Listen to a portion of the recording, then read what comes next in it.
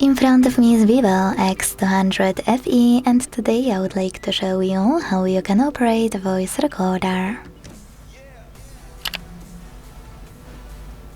Begin by launching Recorder app and tapping on red button at the bottom to start recording.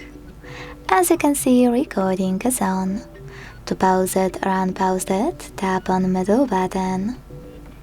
To add a bookmark, click on the left one, and to end it and save it, on the right one. Now to play it, click on it. To manage it, use those options at the top right corner.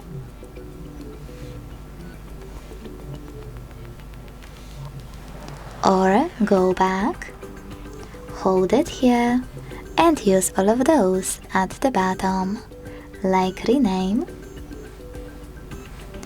and delete. Thanks so much for watching. If you enjoyed this video, leave a like, comment and subscribe.